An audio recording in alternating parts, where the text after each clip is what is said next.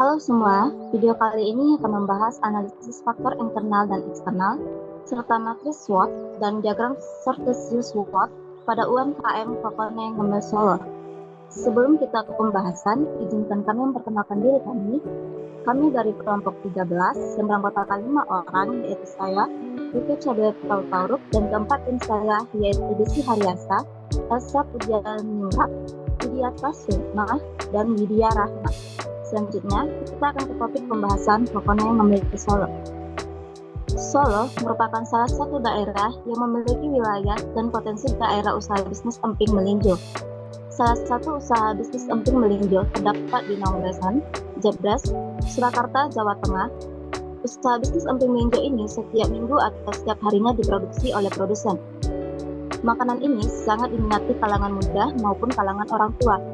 Harganya yang terjangkau, rasanya enak, mudah ditemukan.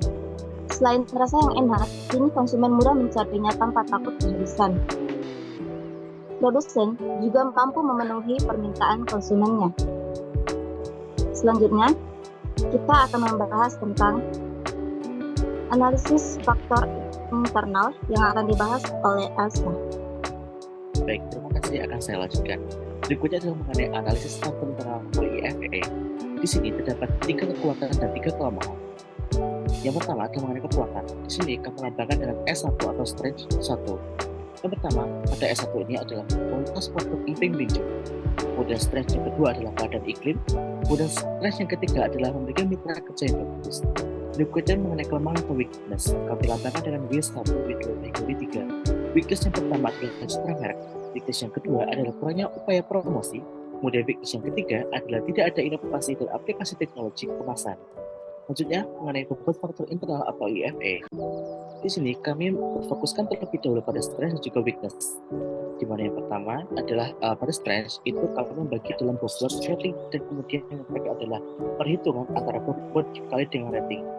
Yang pertama pada strength, pada kualitas produk emping melinjo yang tahan lama, kami beri bobot sekitar 0,1838 dan dengan rating 4. Kemudian kalau diperhitungkan, bobot dikali rating sebesar 0,73569.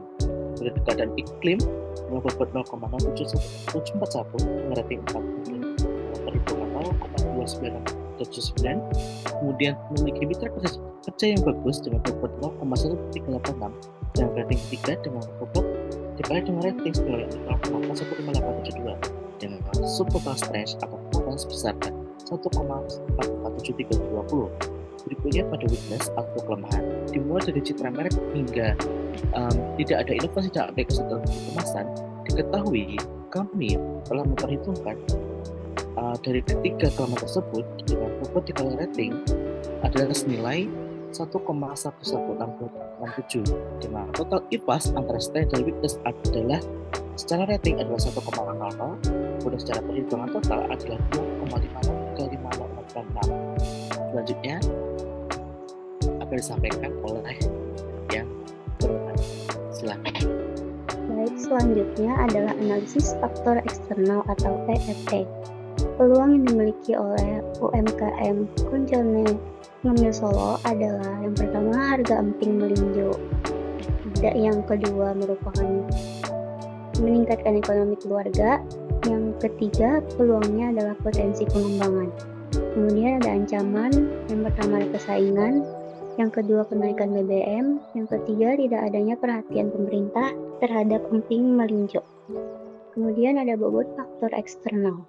Pada peluang, harga emping melinjo memiliki bobot sebesar 0,2036 dan rating 4. Kemudian bobot dikali rating adalah 0,81. Selanjutnya pada peluang meningkatkan ekonomi keluarga, bobotnya adalah senilai 0,13, ratingnya adalah 4. Bobot dikali rating adalah 0,54. Kemudian pada peluang potensi pengembangan, bobotnya adalah 0,30, ratingnya adalah 3, bobot dikali rating adalah 0,90. Maka subtotal peluangnya adalah 2,261670. Kemudian pada threat atau ancaman, persaingan memiliki bobot sebesar 0,08, memiliki rating sebesar 2, Kemudian bobot dikali ratingnya adalah 0,17. Kemudian pada ancaman kenaikan BBM berbobot 0,15 dan ratingnya adalah 2. Kemudian bobot dikali rating adalah 0,15. Selanjutnya pada ancaman tidak adanya perhatian pemerintah terhadap emping melinjo memiliki bobot sebesar 0,1191, rating adalah 1, bobot dikali rating adalah 0,119084. Maka subtotal kreditnya adalah 0,446816. Total EPAS-nya adalah rating 1, kemudian bobot dikali rating adalah 2,708486. Pembahasan selanjutnya akan dilanjutkan oleh teman saya. Oke, selanjutnya saya akan menjelaskan tentang matriks SWOT. Oke, di sini kelihatan jelas ya. Yang pertama ada strategi opportunity. Yang pertama ada kualitas emping melinjo yang baik akan berpengaruh terhadap persaingan pasar. Yang kedua, keadaan iklim yang baik. Usaha bisnis emping melinjo semakin meningkat dan sangat berpengaruh terhadap peningkatan ekonomi keluarga. Yang ketiga, memiliki mitra kerja yang bagus akan menghasilkan potensi pengembangan usaha bisnis emping melinjo. Yang ke sebelah kanan kita ke weakness, strategi WO. Yang pertama ada citra merek bagus akan mempengaruhi harga emping melinjo. Yang kedua, memperbaiki upaya promosi agar meningkatkan ekonomi keluarga. Yang ketiga, memperbaiki inovasi dan aplikasi teknologi kemasan akan meningkatkan potensi pengembangan usaha bisnis emping melinjo. Kita beralih ke trade, strategi ST. Kualitas produk emping melinjo tahan lama, kualitasnya agar banyak yang mengonsumsinya. Yang kedua, keadaan iklim yang baik akan menghasilkan hasil pembuatan emping melinjo yang cantik dan enak sehingga dapat meningkatkan perekonomian rumah tangga. Yang ketiga, mitra kerja yang bagus bisa mengoptimalkan usaha emping melinjo walaupun tidak adanya perhatian pemerintah. Yang terakhir, strategi WT. Yang pertama, citra merek sangat mempengaruhi persaingan pasar. Yang kedua, pemberlakuan sistem pengeluaran biaya bahan bakar yang efektif dan efisien sehingga tidak terjadinya kerugian akibat kebijakan. Yang ketiga, menginovasi produk emping melinjo dan mengupayakan adanya perhatian dari pemerintah agar harga emping melinjo tergantung harga pasar. Selanjutnya yaitu diagram Prestasius SWOT. Nah, di sini kita bisa melihat ada 4 sisi, yaitu bagian peluang paling atas, di samping kanan ada kekuatan internal, di samping kiri ada kekuatan eksternal, di bawah ada ancaman. Dan di situ terdapat poin-poinnya. Yang pertama ada mendukung strategi agresif, yang poin kedua ada mendukung strategi turnaround, yang ketiga ada mendukung strategi diversifikasi, yang keempat ada mendukung strategi agresif. Di sini kita lebih ke mendukung strategi agresif. Arsiran kita berada di berbagai peluang dan di kekuatan internal. Selanjutnya akan dibacakan oleh kawan saya.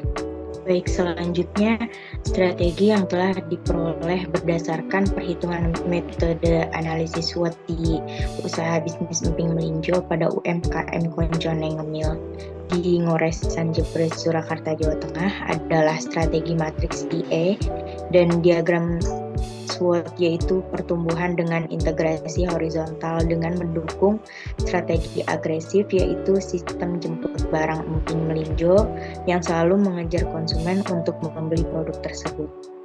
Kesimpulannya adalah dari hasil analisis yang dilakukan, maka strategi yang harus dilakukan bagi usaha bisnis emping melinjo pada UMKM Konconeng Ngemil adalah strategi matriks SO dengan Kualitas emping melinjo yang baik akan berpengaruh terhadap persaingan pasar.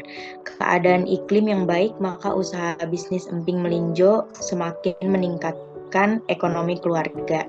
Memiliki mitra kerja yang bagus akan memiliki potensi pengembangan usaha bisnis emping melinjo. Baik, sekianlah pemaparan dari kelompok kami. Kami mohon maaf apabila ada kesalahan kata dan kurang dalam pemaparan kami. Terima kasih.